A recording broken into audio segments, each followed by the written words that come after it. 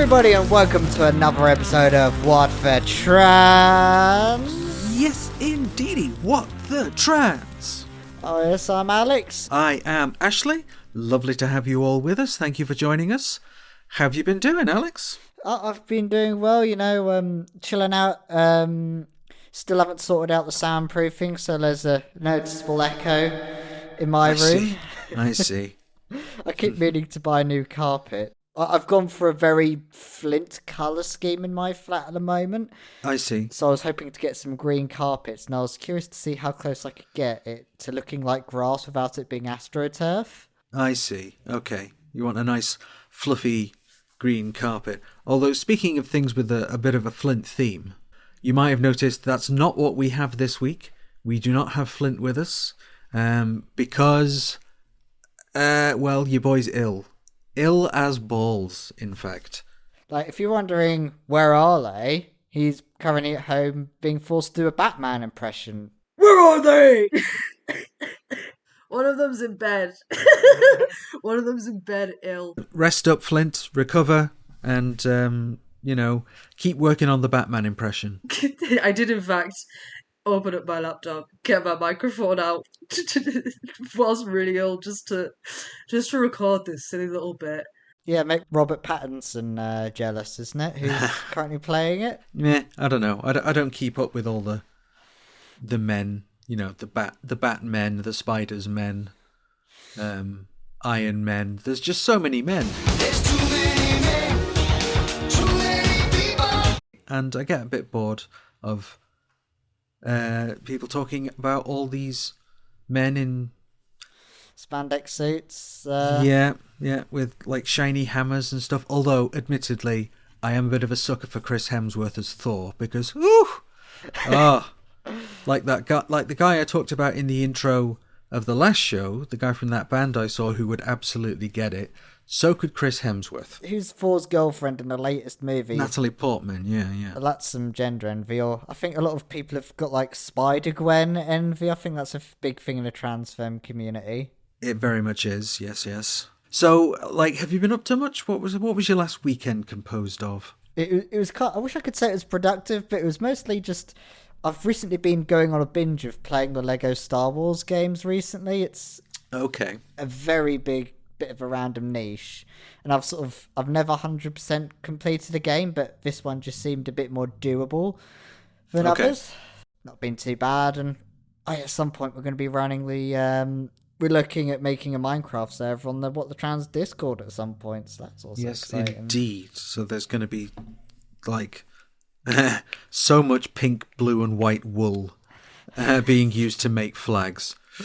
That'll be fun. Bit of Minecraft. I enjoy it. I enjoy Minecraft for about 20 minutes and then I get bored and go and do something else. So the thing that I did, Alex, which obviously you know about because it's in the show notes, was there was a big old conference event. I don't know, like a series of different panel discussions and speeches and the quizzes and stuff at night. So there was speech, political thought and art and all of this stuff that is collectively known as The World Transformed.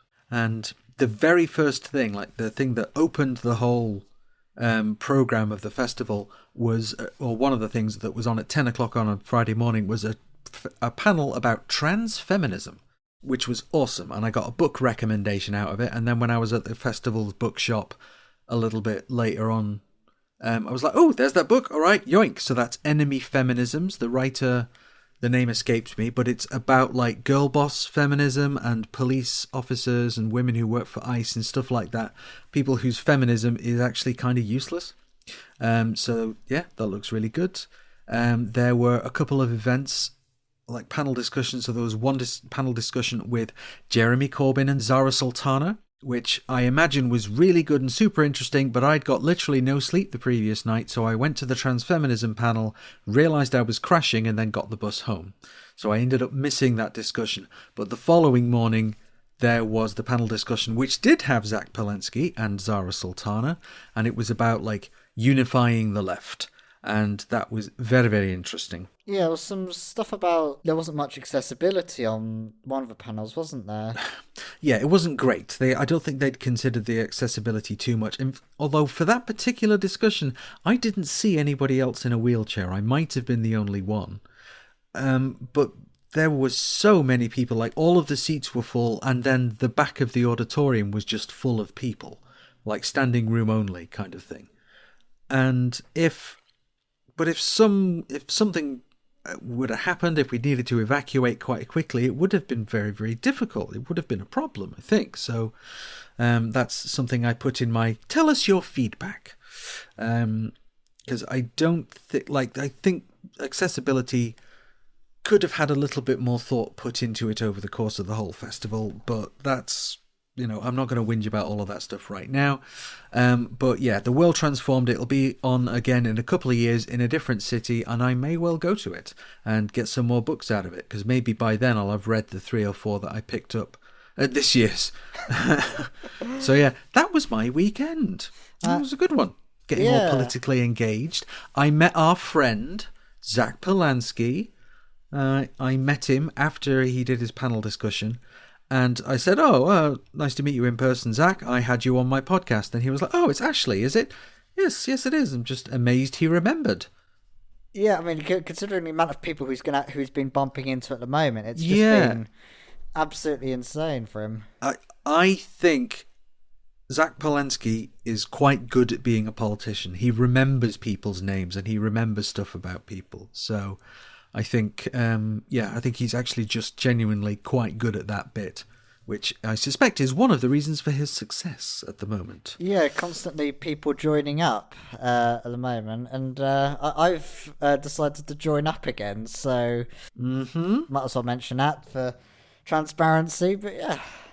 Last weekend for me was like all radical politics and lots of, heavy, far left-leaning type stuff. This weekend coming up, for me, is like a load of Green Party stuff. So a load of electoralism, because we've got a big Northwest Green Party meeting on Saturday, and then social specifically for the Manchester people on Sunday, which is happening at the People's History Museum, which is a lovely venue. And it is left-wing as fuck in there. So I always appreciate going. Busy couple of weekends. And so the weekend after that, I'm going to chill the fuck out. Hell yeah. Let's talk about some action, yes? Yes, an Action Alley. Play that lovely background music, which was that Street Fighter one, I think. Not quite. It is Streets of Rage. Sega all the way, baby. I do enjoy the music that hopefully you can hear going on right now as we witter over it and not talk about the actions that you can take. Because there's something new from Transactual, isn't there? Yes, there's a brand new letter writing campaign they've put out recently, a couple of days ago, where it's essentially writing to MPs about the latest EHRC guidance. It's, as they mentioned on their launch, it's emergency time, so get out there and write. They've had a massive response so far. We still need to keep pushing because we'll be going into why later, but... Yes, we will. This is something we're going to be coming back to. I know we've talked about letter writing a lot before on the podcast, but just right now, it is so important. But yes, we'll come back to the why of that. Yes, there's also a Trans Kids Deserve Better March. There's also London Trans Pride. Also part of it. That's on the 1st of November, not the TERFs, not the state. We decide our own fate. I love the rhyming. That's November 1st, so we should be getting some reporters out for that one as well. So you can march, write, or what else do you do? That's activism related. Buy stickers, support the groups by buying their merch, arrange your own events to raise money, do a gig that is like a fundraising thing for Trans Kids Deserve Better or whoever else. There's all sorts of actions you can take. Start a podcast. We need some competition. We can start a podcast about it. Yeah, absolutely. All right, so let's get into the news. Oh no, I'm so sorry. But get those frogs' legs ready, because it is time to stay in the UK and talk about the EHRC. Yes. Yay. Faked you out again. So there's been a couple of things involving the EHRC this week. We had one of them all written up, and then something else happened which we've had to quickly incorporate into the story. See if you can spot where we were up to when the second thing happened. First, we're going to talk about Europe. Specifically, the Council of Europe's Commissioner of Human Rights, Michael O'Flaherty. He recently published 2 different letters about the UK. One of them was on policing at protests, and he asked the Home Secretary Shabnam Mahmood not to employ counter-terrorism legislation to people arrested while peacefully protesting. Which, based. That's kind of, really page 1 stuff in terms of policing protests, right? People should not be facing lengthy prison sentences for holding up a sign supporting Palestine action. But it's the other letter he wrote that's of more direct interest to us here, because it was about trans people.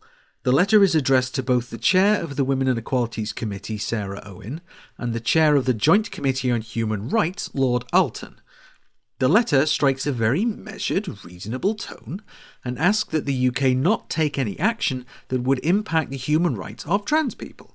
Or any more action, I suppose that should say. It points out that O'Flaherty has already spoken directly to the Women and Equalities Minister, Bridget Phillipson, and the outgoing EHRC Chair, Kishwa Faulkner, but it seems the direction of travel has not changed. The letter very specifically talks about, quote, blanket practices or policies that would impact trans people's ability to use gendered spaces, and points out that any such exclusion of trans people should be an exception for a specific person as necessary, rather than a blanket rule for everyone.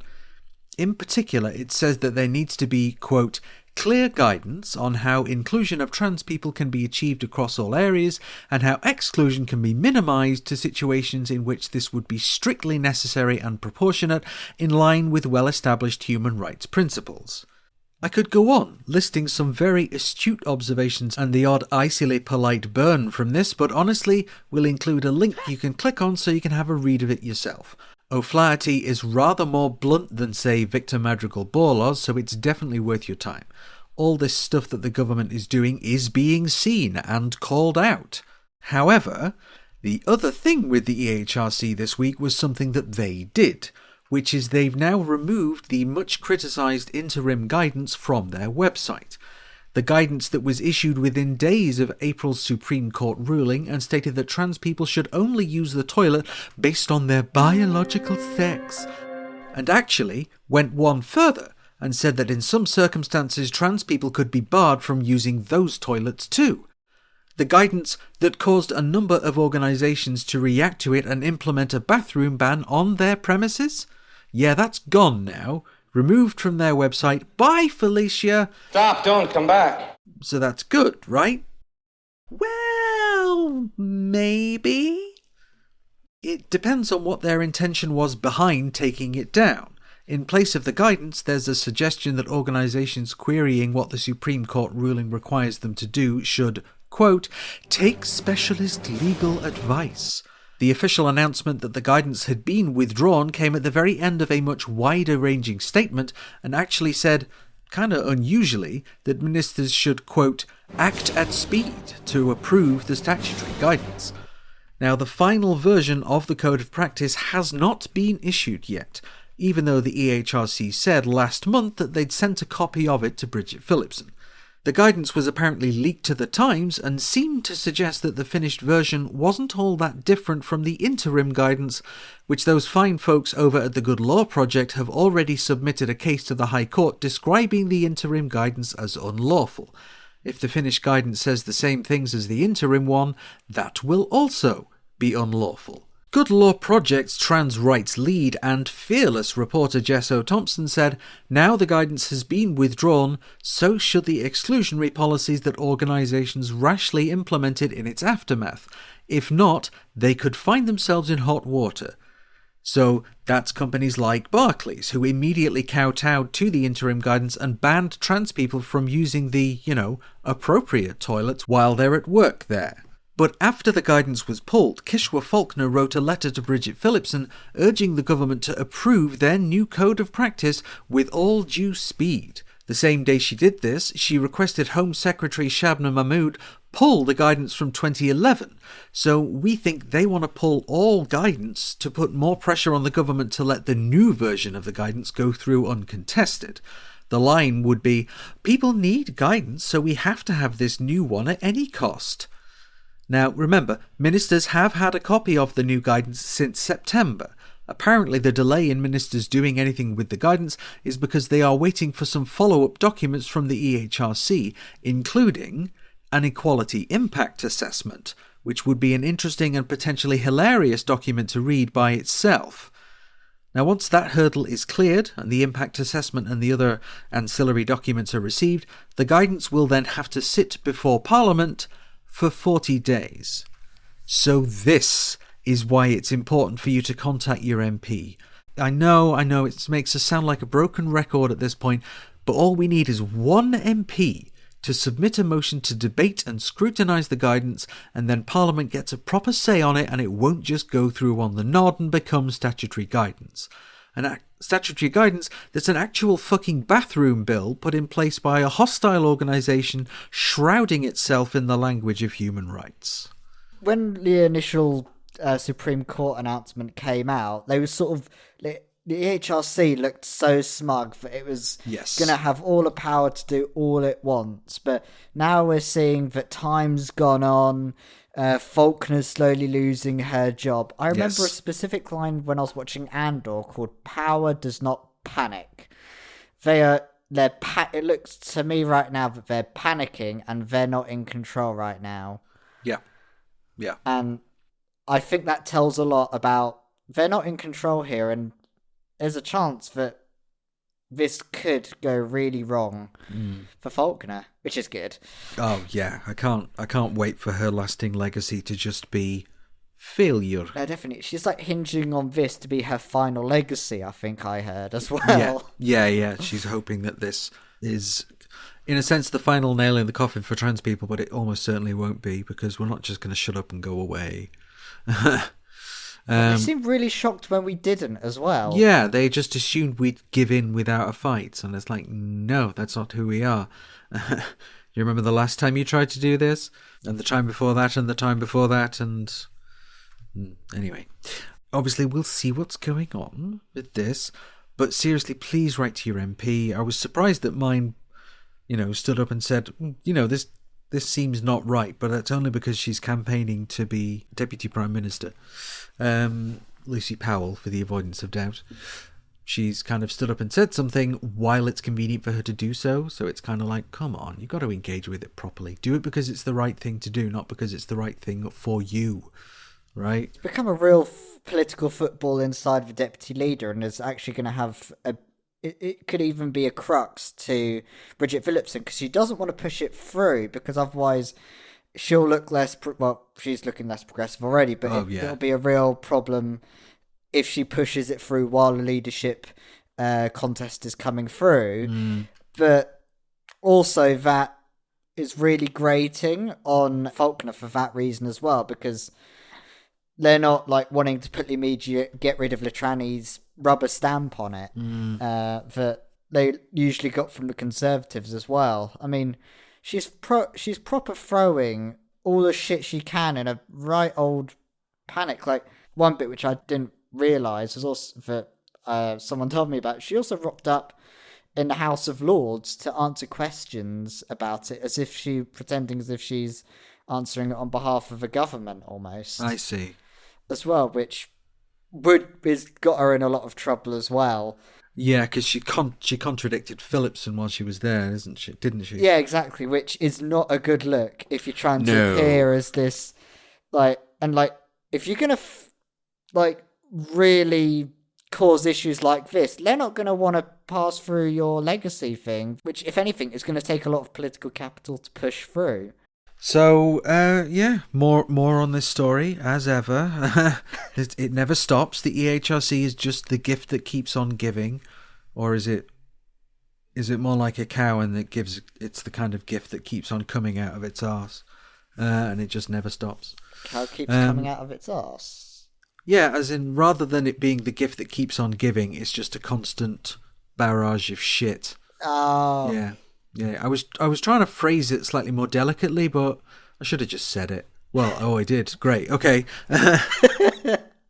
Well, it's too late now. It's on the record. Yeah, I was going to say, keep it in, I say. Oh, it is in. Okay. So moving on then. Oh, yeah, I've been stalling on time because this is not a great one, but... This is not... No, it's not. We have a little content warning for this one. It's...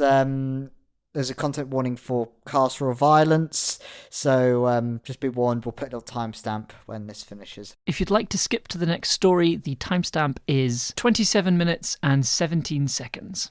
Kira Watkin, a trans woman, has recently been found guilty and sentenced for several crimes relating to sexual relations she had with a straight cis man. Much of the mainstream reporting on this has been pretty gross, sometimes self-contradictory and often mocking Kira or the man or both. And that's a terrible way of addressing sexual assault. We're going to stick pretty closely to limited facts published by the Crown Prosecution Service. Kira and the man, both aged 18 at the time, met online via Snapchat and then met later at a house to get intimate with each other. At the house, the two started touching each other, and Kira told the man that she was on her period, in order to prevent him from finding out she had a penis. Subsequently, Kira performed sexual acts on him. Days later, the two met again and at the man's own home, where they did more sex stuff. Following this, Kira blocked the man on socials for a while before unblocking him to reveal she was trans. And when the man learnt Kira was trans, he pursued legal action. Ultimately, the court found in the man's favour and determining he could not have provided informal consent without first knowing Kira was trans. As a result, Kira has been convicted of 2 charges of sexual assault and 1 charge of assault by penetration. She has been sentenced to 21 months in prison and on release must sign the sex offenders register for 10 years and stay away from the man. Part of the way this was all determined was using the Crown Prosecution Service's or CPS's guidance on deception as to sex. We've covered this guidance in episode 122 shortly after it was updated. And it's worth returning to that guidance now because it's the first time it's ever actually been applied to a trans person. For context, all the cases this guidance was built on relate to other types of deception and one case where a cis girl pretended to be a boy. The guidance itself finds that in most cases where consent can be vitiated, that's a Latin legal term for destroy or spoil, to vitiate consent there must be a deception that closely connects to the physical nature of the act. At a very basic level, that's like agreeing to one thing but doing another. However, in the case of deception as to sex, the deception effectively relates to what you are rather than how you act. Granted, that's a 1-paragraph summary of a topic that's understandably very big and complicated. The full guidance on this, let alone other issues relating to consent, would at least be 12 pages if you printed it. But deception as to sex is starkly existential compared to most of the rest of the guidance on deception. Informed consent between cis people does not require anyone disclosing their medical or surgical history, whereas there's an onus on trans people to disclose that info, and we can be presumed to be deceptive in our actions if we don't. Now for the nuanced bit. We don't know exactly what went on between Kira and the man, and there may have been a deception in a narrow, physically defined sense, and we can't necessarily say Kira would have been found innocent if deception as to sex didn't exist or was differently defined, but it is possible. It's also true that under current guidelines for prisons, Kira will serve those 21 months in a men's prison. And that's just an unnecessary cruelty inflicted upon trans people by current systems. According to... gross. The Daily Mail, the judge suggested that being trans could make prison significantly more difficult for Kira. In the event that a trans person commits a crime, they should not be subject to different standards of evidence, nor should their sentence penalise them for being trans. Trans people are people, and trans rights are human rights. In researching this, we were concerned that Kira's case might set a precedent, or that trans people failing to disclose information would make them criminals. So we contacted CPS about this, and we now have 2 quotations. So the first is from the announcement of the guidance, and it reads, Not every situation where a trans or non-binary person fails to disclose their sex will involve a criminal offence.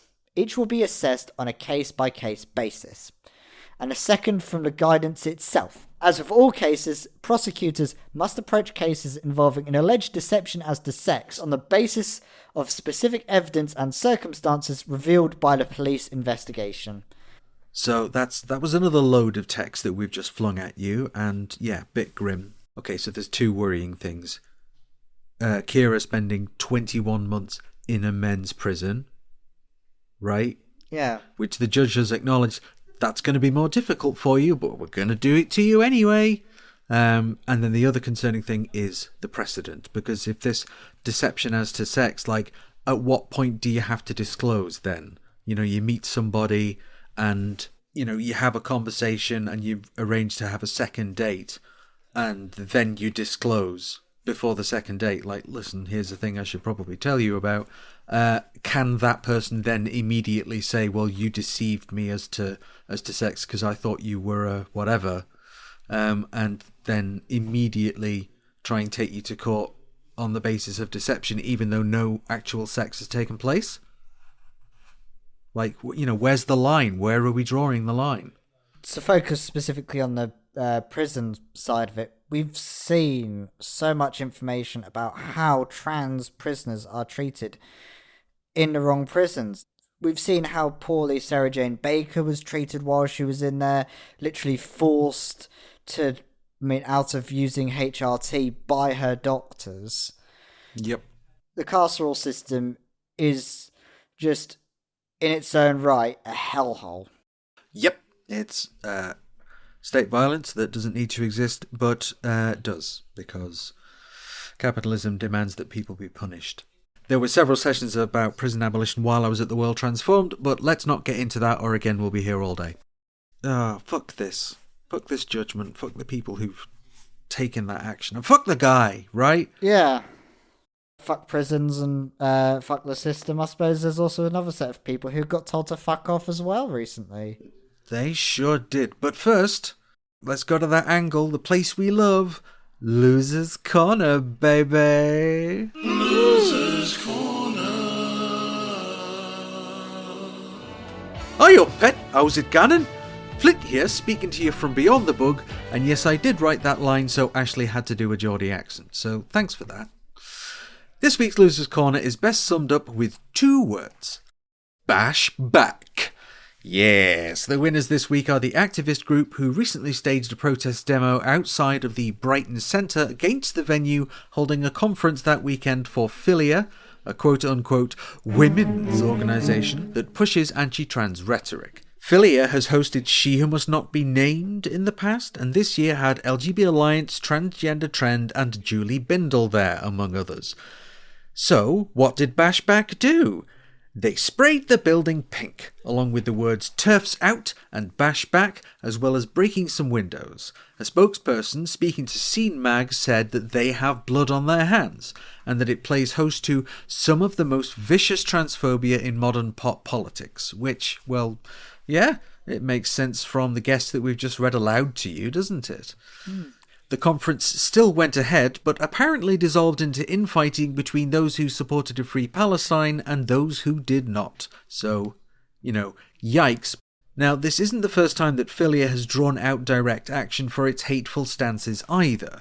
There were protests and an attempted literal cancellation of the event by the venue in 2023, which was withdrawn after legal moves were made, and there's been at least one instance of people standing up to them either through flying trans flags in town or protests each year for the past few years now. Despite so many people knowing about the rancid networking Philia facilitates, like many other organisations of its type, it puts itself forward as a feminist and a radically progressive space. And one final thought, Philia is written like it's an acronym, right? But when I looked it up, all I could find is that it means daughter in Latin, which makes sense, but why do they have that weird capitalization? They have capital F, small I, capital L, small I, capital A. Why? What's with the weird capitalization? It's probably because the group was first called the Feminism in London Conference, but then why a capital A at the end? What's that for? And, like, obviously we know that's the least important thing here, but it still just bugs me. Why? Anyway, I shall now release Ashleigh from the Flintian spirit channeling through her. Peace! Woo! Flynn's instruction there was make ghostly woo noises, so I thought I'd give it a go. So yeah, bash back, bit of property damage, gets your point across, I think. Smashing job. Absolutely. I do see what Flint means by the philia thing, because sometimes, every time I look at it, I have to double guess how I pronounce it. Because I'm like Filia, or is it philia, or flia, or Philly? Philly the town. You know, I've never been to Philly the city, but I'm sure it's a nice enough place. Yeah, it's pretty nice. Yeah, I went there. One of my claims to fame is that I flew home from New York on September the 9th, 2001. That was weird a couple of days later. Fuck this lot, right? Fuck them and their stupid little conferences. I'm sure they'd say the same about the weekend I just had. But, yeah, fucking transgender trend? Are they still being treated as legitimate? I'm amazed. I thought they'd been thoroughly repudiated even in the spaces they claim to represent. It's like, it reminds me of the AI bubble that, like, Nvidia gives OpenAI $100 billion to buy Nvidia chips. But in this case, it's LGB Alliance and Transgender Trend giving probably millions to Philia to then have them funnel it back to them again. Knowing their luck and just in a feedback loop of hate that will eventually pop. Fingers crossed. Moving on to the meat, then. How can you make pudding if you don't eat your meat? The Gender Clinic Files Part 2. We'll be speaking once again with Claire Proshow, who found all this stuff out through a series of presumably very carefully worded FOI requests. A lot of what we're about to talk about you can find in a series of articles by Queer AF, who we've been working with to put all of this together. You can find them both on social media at Claire Trans Talks and We Are Queer AF respectively. So go do that. Stay informed and replete with data. Not the Star Trek character. So, in part 2 of our series, we'll be examining certain elements of the Gender Clinic system in a little bit more detail. You may have noticed our last episode was a sort of whistle-stop tour of the GIC system. We threw a lot of different information at you at high speed, but this week we're going to slow down and really drill into a couple of elements, and their real-world impacts today and their implications for the future of the NHS gender pathway tomorrow. Although we will, however, be doing a longer segment on the possible futures of the NHS Gender Service as the final part of this series. So, let's get right into it and go back to the interview with Claire. So, last time we talked about waiting a long time for a first appointment, but the waiting times are still pretty steep for a second appointment. So, can you talk us through the data there? Yeah, sure. I think probably to start off, for those that don't know, the second appointment at a gender clinic is the first likely point that you might see medical intervention actually happen, usually in the form of hormone treatment and HRT. So we use it as a benchmark for that reason. It kind of gives us an indication as to when you're likely to see treatment from when you're kind of referred. Now, data-wise, the first thing we really need to know is that we don't have a complete picture on this, as, again, not all services record this info. The best data that we have is across England, where most services actually seem to. And across them, the wait time to a second appointment after your first appointment averages out at just over 8 months. Now, that's down from 10 months last year. But in comparison, when I first started recording this information goes back to 7 years ago, it was 5 months. So it's still longer than it was pre-COVID. Now, in Scotland, it's 2 months, but effectively we've only got data from one clinic there. So that's a very, very, very incomplete picture of what's going on in Scotland. And we've got no data at all for Wales or Northern Ireland because they don't record it or don't record it in a way that's actually accessible. So, we can say with some certainty in England it's around 8 months, but it's a very, very varied picture. If we look at the clinics themselves, for example, I've said it's really, really varied. The longest one is Newcastle, and that's sitting at 24 months. Oh. But last year it was like 36. And yet Okay. Ugh. Trans Plus is a month. And you've literally got everything in between.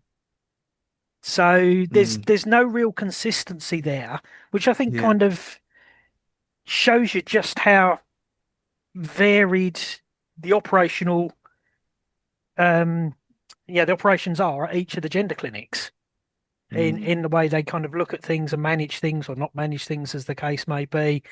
There's very little consistency across the board, which you kind of expect to see. So yeah, to me it just screams mismanagement, but that's my opinion only. We could like swap notes about on how long it could be when you're waiting for your second appointment, because when I was waiting for my second appointment, I remember it was about 6 months. And this is many, many years ago now, like 2015, I want to say. So when you're waiting for that appointment, you're just kind of bouncing up and down, going, okay, I'm nearly there. I've had my first appointment and everything should be fine from here. And I'll get it. I'm about to get treatment. Yes. And then it's several months down the line before they actually sign you off to get hormones, which I found super frustrating. But the appointments are usually every 6 months to a year. As in, that's what the clinics set themselves up as doing. As in, we'll see you every 6 months or we'll see you every year. Was that your experience as well, Claire? Well, I'm actually under the East of England service. I was quite lucky in that I got transferred to them relatively quickly. Because I think my referral went in to Tavistock in 2020, and I actually got a call from East of England literally a year later in 2021. Nice. I had my first appointment. I think it was in about April, end of April. I think around about that time in 21, and it actually took 11 months before I got the second appointment. Mm.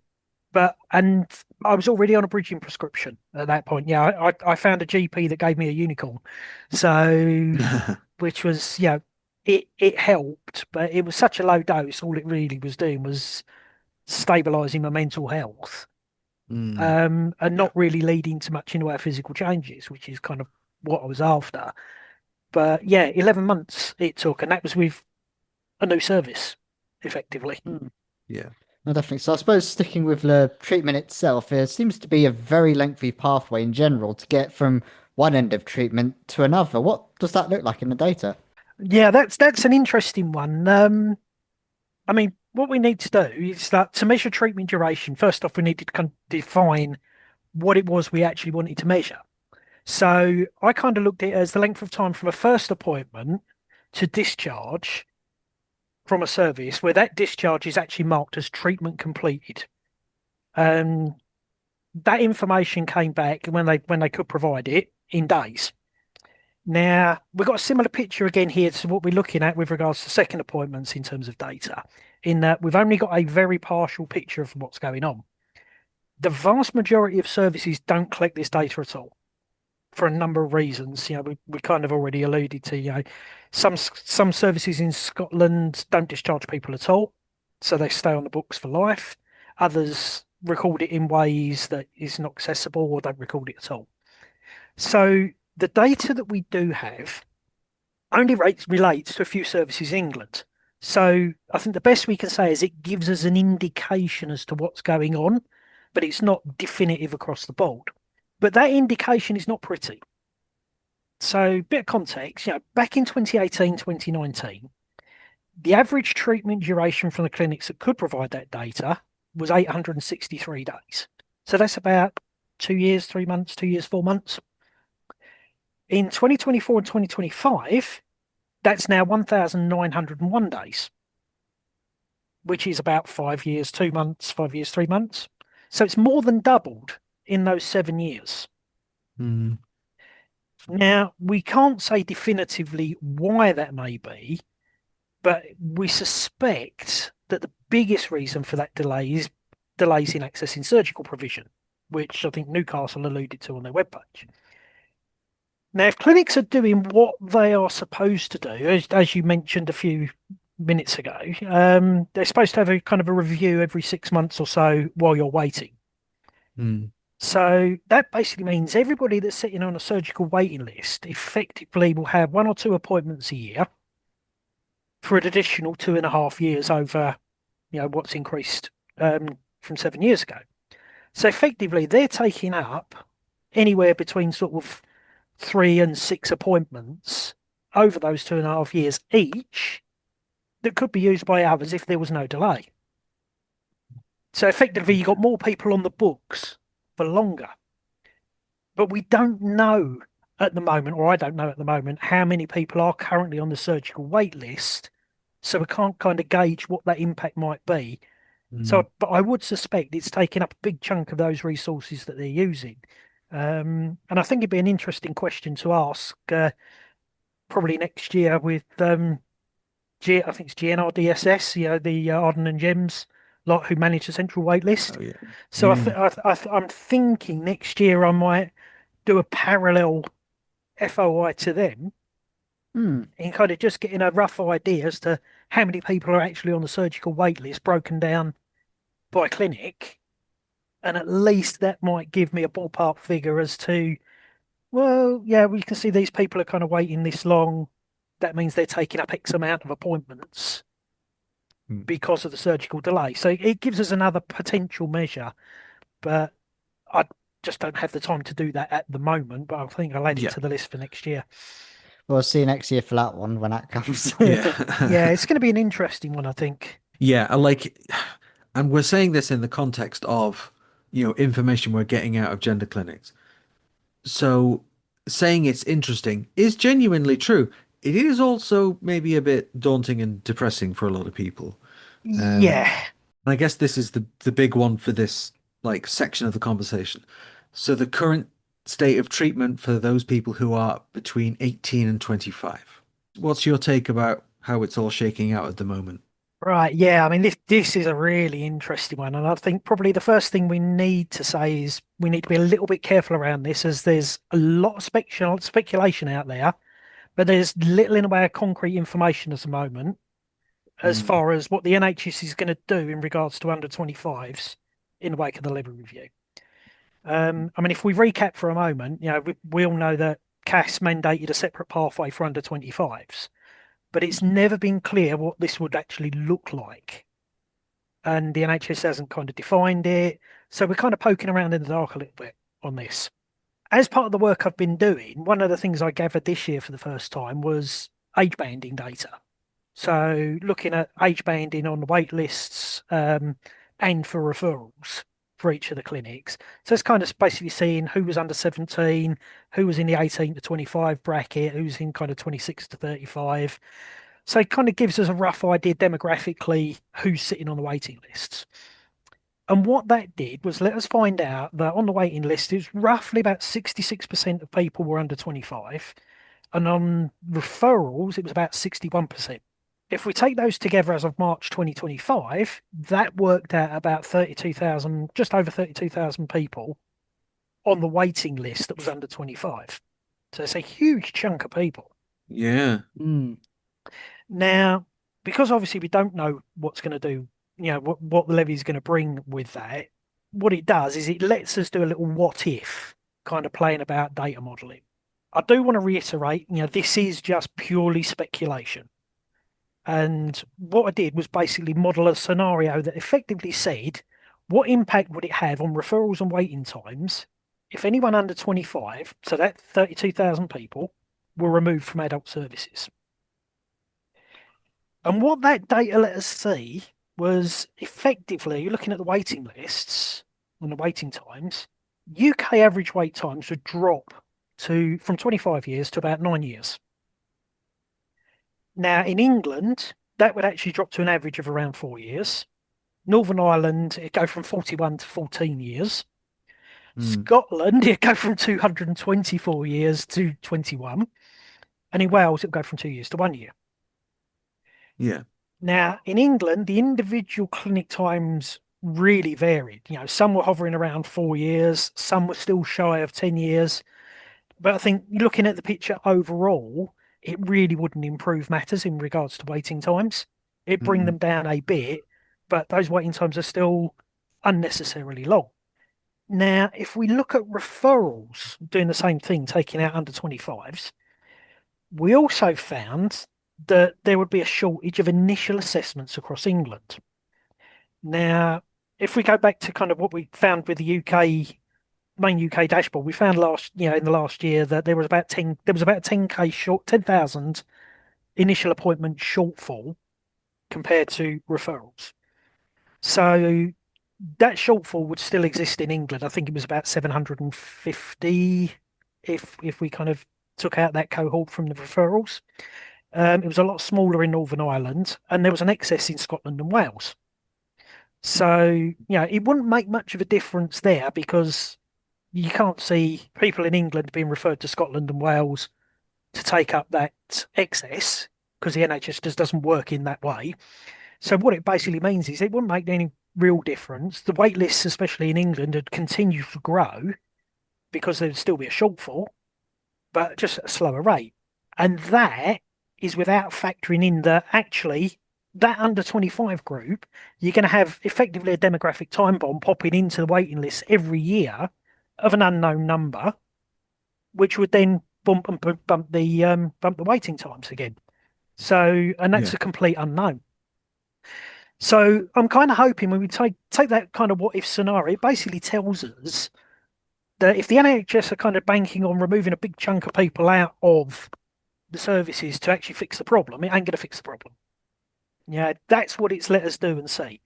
And I think, hopefully that's not something that Dr. Levy and the Levy Review is considering doing, because, not only would it devastate, the under 25s that are on there and their chances of treatment, etc., it wouldn't actually make much of a difference at all for everybody else. So, that's what having this data does, is it lets us start modelling these types of scenarios, which is something the NHS has never really been able to do before. Or if they have, they've kept it super top secret. Yeah, it sounds about right on that one. I suppose by the time the Levy reviews come out, the first people will be able to get their appointments in Glasgow. Yes, but the amount of delays it's had is ridiculous. From one riveting topic to another, data standards. From what we can see, different clinics collect and use data very differently, and in this case, to what extent have you seen this as a problem? Yes, this is a bit of a bugbear of mine. It's a massive problem. It's caused me headaches all along.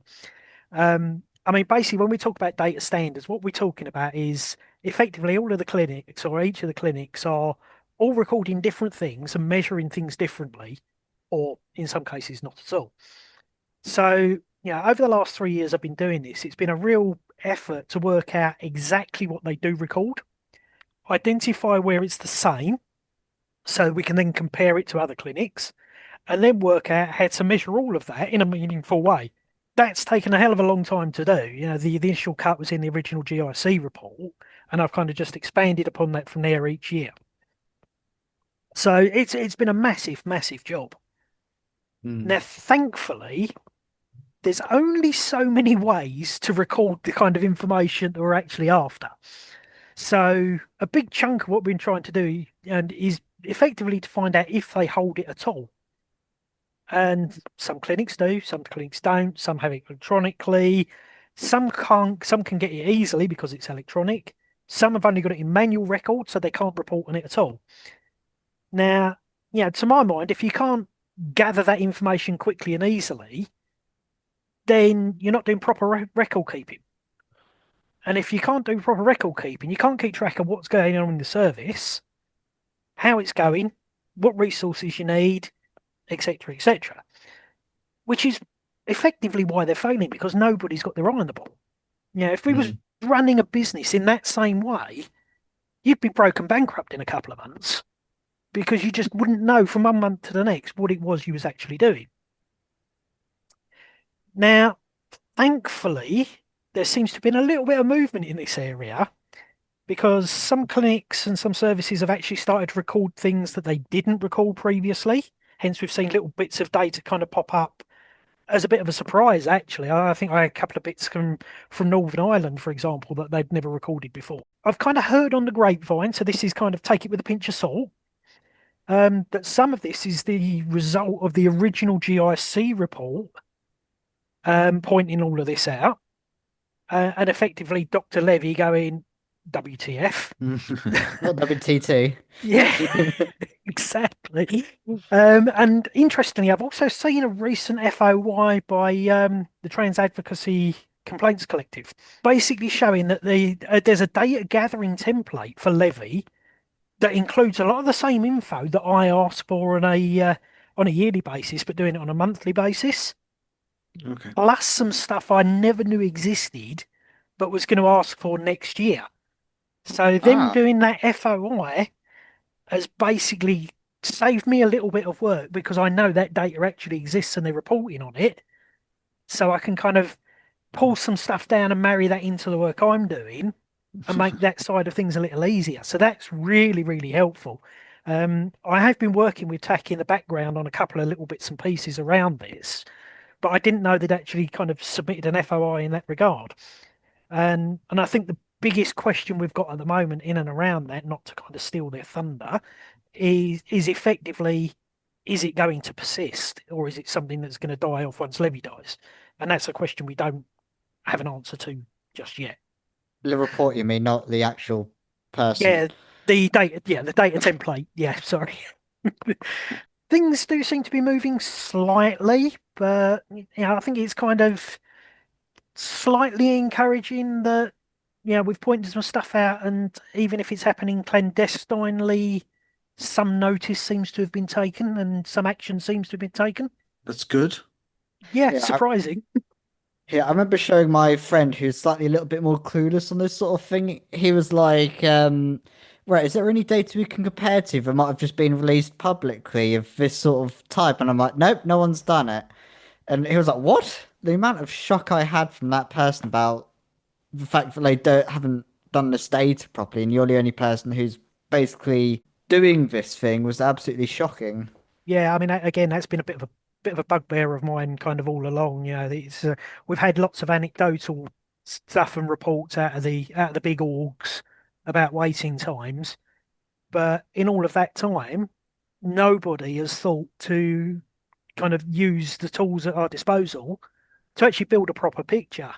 And I won't say it's actually easy to do, but I'm one person sitting in my living room doing it. If I can do it with no resources, what could have our organisations have actually done is kind of like quite a pointed question. Yeah, it's still just kind of bowls me over the amount of stuff where it kind of seems like for the price of a couple of admin assistants a year, they could really start to get a handle on some of this stuff. But just keeping the 18 to 25s waiting. I'm nowhere near that age catchment area, obviously. I left it a long time ago, but I'm still concerned for the future and the mental health of the people that are going to be going through that. Yeah, likewise.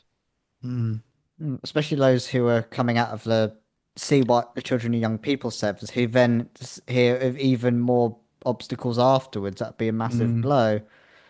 Yeah, Really. yeah. I've wondered if it's kind of deliberate, make it so shit no one will want to do it anymore, kind of thing. I will admit, Ashley, I've kind of thought the same thing. To be honest, this last 10 years has, I think, kind of shown that there's nothing they won't do to try and discourage us from transitioning and accessing healthcare. And I think that's just, this is why everybody takes any announcement they make as it's going to be negative. It's easier to do that with most organizations that regularly write about us, the Times and the Express, whatever they have a trans person in a headline, it's going to be some egregious, terrible nonsense. Well, on the subject of egregious, terrible nonsense, let's go back to the data. So we understand that your plan is to get the current amount of data into a state where it can be shared more broadly so people can go through all of this stuff. Whereabouts is that process at the moment? actually, it's almost ready to be released, and the whole data side of things and the dashboard side of things has been ready for probably about a month and a half, 2 months now.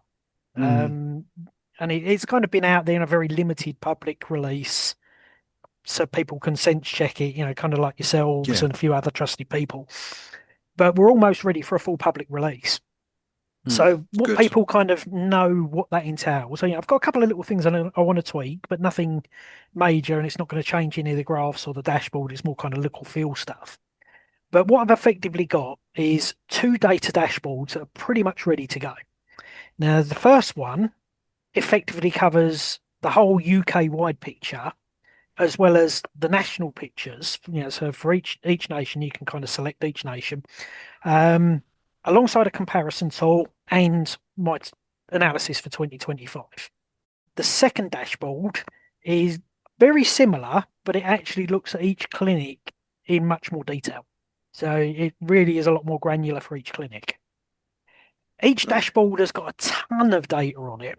So there's absolutely loads of data on there. It's all in the forms of graphs, tables, pie charts, so on and so forth. They show you kind of different measurements for different things, such as referrals, like trends in referrals, waiting time calculations and how we've done that, number of clinics that have kind of submitted the data, what the FOI numbers were, all that kind of stuff. Effectively, so people can see exactly what the clinics have been up to, or not, as the case may be. It's basically what I kind of originally set out to do in the original GIC report, except I'm doing it's now all done online through Google's Looker Studio. So it's got a lot more detail. It's very, very quick and easy to put together. I've been learning it kind of as I go. The whole reason for doing it was, personally, I was kind of, I wanted to see what was going on because of everything that's been going on. But I was also sick and tired of seeing GICs effectively misleading trans community about the reasons for the waiting list getting longer and longer. Such as the classic, we've had a huge spike in referrals this year. That actually worked out, in one case, to 2 additional referrals a month. Right. So it helps with trying to debunk those kinds of half-truths that we're being told by the NHS, because they don't want to tell us the true extent and nature of what's going on and how bad it actually is. So they kind of try and sweep it under the carpet.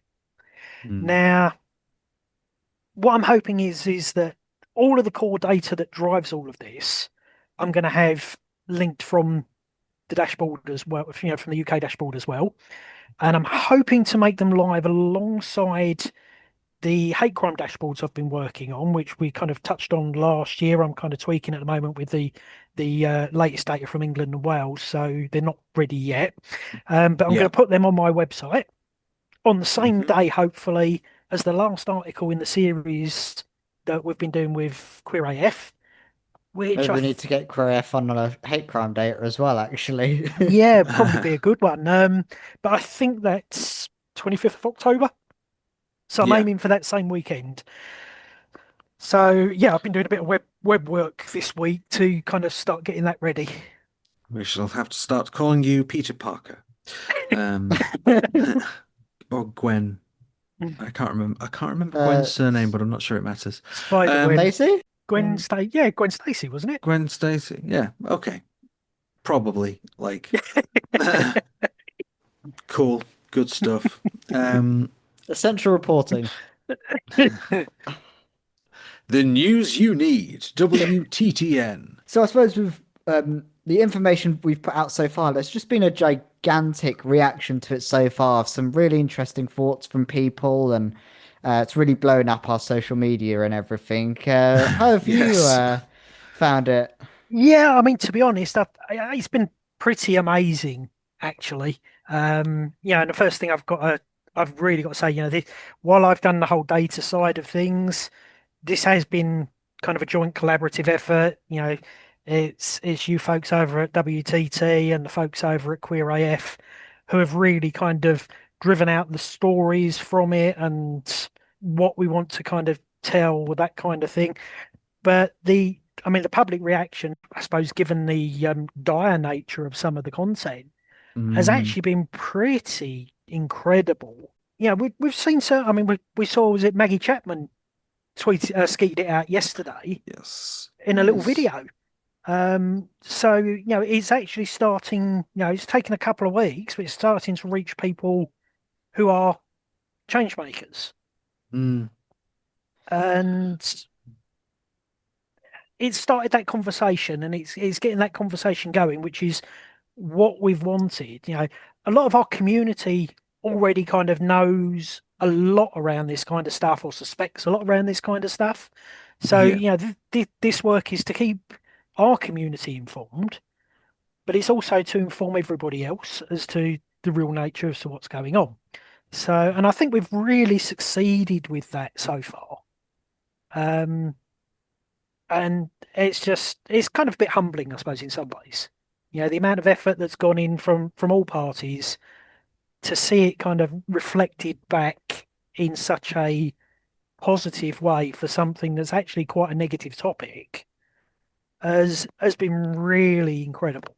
Yeah, agreed. I think the reaction to it rather, kind of took us by surprise as well, because there was a lot of it, and it's the GRCs. Almost all trans people use the GRCs to some degree at some point, or tries to.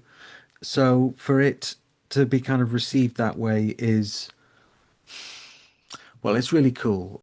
But the numbers are so shocking that I think it was getting shared kind of well outside the trans community, with people saying, holy crap, I didn't realize it was that bad, So, good. Which is what we was aiming to do.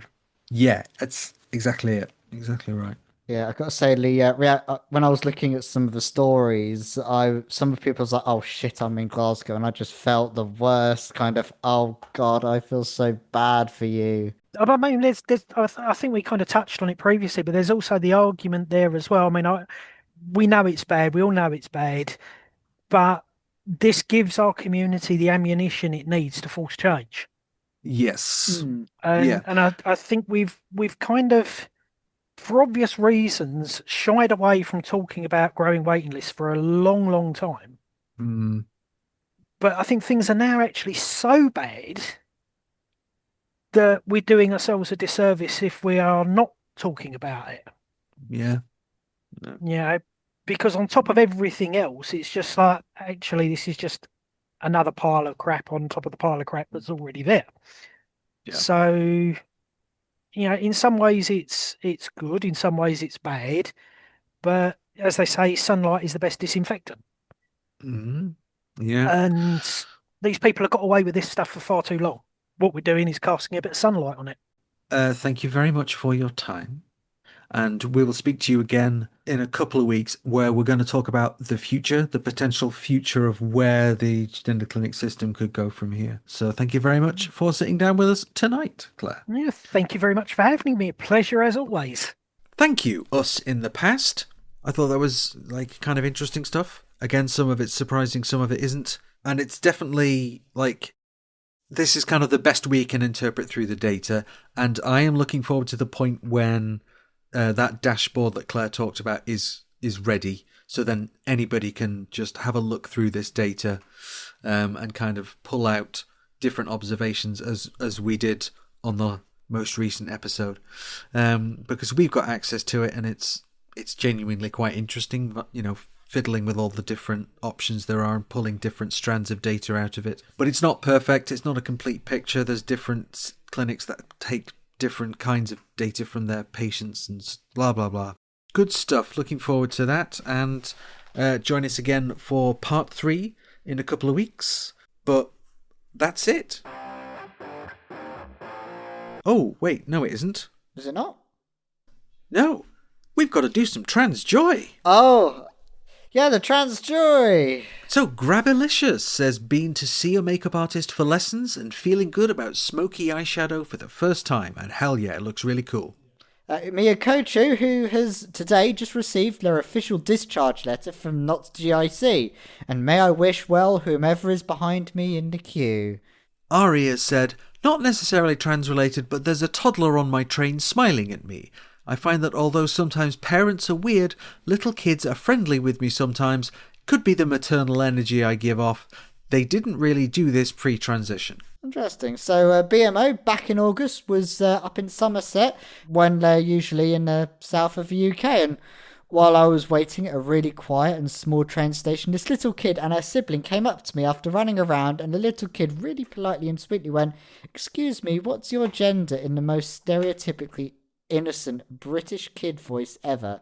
And I was so taken aback by how nice the kid was, and the mum thought I was taken aback a bit too, so she relatively quickly said that one of her kids was also trans. They'd been taught on that stuff pretty well, and I was so thankful. Moments after this question, the kid was munching down on some crisps and asking her mum for more. Lol. And Christina the Estrogen Witch, which is an awesome name, says, "Unfortunately, I have failed my gender test. Impact. TERFs might get slightly angrier than usual that my passport now states that I am female, meaning that they would no longer be able to kick me out of a toilet quite so easily. Overview, HM Passport Office have approved my passport sex marker change from M to F. The following items are affected.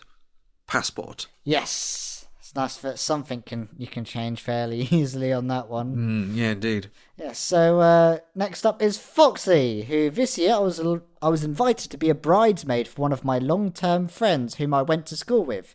This involved travelling away to Lahendu for a full 4-day event full of activities where I only knew the bride and one other girl.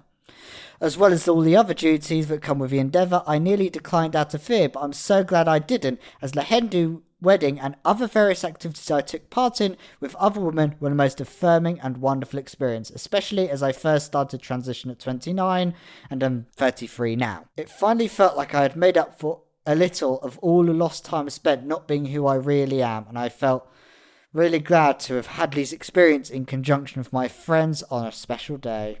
Oh, so there was a picture included on that one as well of Foxy getting help getting some shoes on, and they look fucking fabulous and so happy. So Omicron 0B said, "I got an orchid last Friday. I genuinely didn't expect to be so much at peace afterwards." And just to clarify, an orchid is an orchidectomy. It's where you have your orchids removed, let's say. Yeah, I don't like those flowers. So next up is Lily H, who went to the dentist today, and they addressed me as my affirmed name and gender all the way through. Woo! It's just a little thing, but it means so much. Lucy Doocy says, "I hit 6 years on HRT a couple of days ago. Made a classic day one to now comparison post to celebrate, and did a lot of reflection on how my life has improved with HRT. And yeah, there's a photo comparison next to it. She looks lovely. She looks really lovely and much happier now. There's light in the eyes." Oh, yeah. You can really get some really fun, dramatic versions of that when you get them on the internet. So next up is Shelley Joe, and it's been 4 years since I came out, and I'm happy and blessed to have rebuilt a family home and career in a new state. Yeah.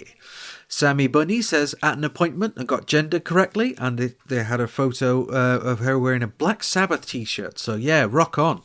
Hell yeah. So next up is Tony Widmo. In response to the trans airsofter we spoke about last time, one of my girlfriends is a trans airsofter in North Scotland, and she replaced a lot of parts on her guns with 3D printed pink parts. Yeah. 3D printed pink parts. Say that a lot of times in a row. Katrina says, "Finally got T-blocker injection. Woo! Nice. Love it." Congratulations. And heard when? I'm getting HRT on Saturday. Woo! Yeah, so by the time this goes out, you'll have had it. So I hope it feels good. Jay says, "I was finally able to get a haircut from a lovely queer-owned place, and I feel much happier in my gender again now."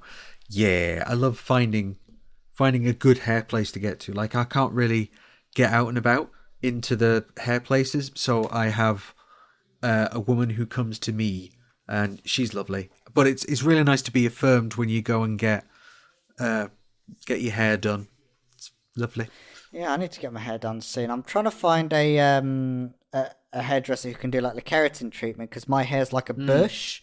So it needs the thing where it keeps it under control. So if anyone knows any good hairdressers for that, message me on Discord. So following that one, Alice, it turns out Yeah, turns out she might be an extrovert. Ancestry DNA said I'm likely to be one, which would explain why I'm happier when I get to events and interact with people. Yeah, well, I think if that's true, that's probably true whether your DNA says it or not. If you're an introvert, that's fine. And if you're an extrovert, that's also fine. It doesn't have to be biologically determined. It's all good. I'm biologically extrovert. Yeah, assigned extrovert at birth. Eris says, I've been watching the Vampires SMP Minecraft series and it's so wonderful and queer, and it's amazing to see some of my favourite Minecrafters be in such a queer SMP that is co-created by a trans person. That sounds amazing. I've no idea what an SMP is, but I'm glad you're enjoying it and I'm glad it's queer as hell. Survivor multiplayer, because I'm enough of a nerd, Minecraft nerd to know myself. Okay, all right. Yeah, so I think I saw something from Pearlescent Moon on that one, so maybe I'll have to check that out at some point. I'm just waiting for the latest Homercraft one to come, so that's just me. So next up is Rachel, and is it another person who's getting a T blocker? Yeah? Oh, another person's getting another T blocker. So yeah, congrats. Congrats. Lots of people getting their T blockers today. Yeah. So Socks says, the he Halloween office fits are giving me all kinds of euphoria. And that's featuring 2 photos of them wearing different outfits and rocking it in both. Nice. And yes, following that, Graham Joshua has not got anything too exciting, but saw the dental hygienist today who said I've been doing a good job with my teeth, and just saw it as a small win because I was never brought up being told to look after my teeth, and I'm autistic, so brushing my teeth is really difficult, and I'm proud of myself for keeping up with it. Nice. Yeah. Same, honestly. Over the last few months, I've been going to the dental hygienist, and there's a whole extra process that I've got to go through now, but it is worth it. Because you don't want gum disease. You don't want that shit. Fushiko says, today I created a new character, Niji Nanami, the Rainbow Pirate, with his beloved, the last Princess Himari Maru. She travels the seas as both man and woman, whatever their mood may be. Niji identifies as both man and woman and as, quote, a person thoroughly in love with the last princess. Creating a pirate that can and will be the sly, rakish male pirate, to the badass boots and corsets female pirate, to the flamboyant ruffles and lace pirates of any gender, made me really happy as a trans person. Hell yeah.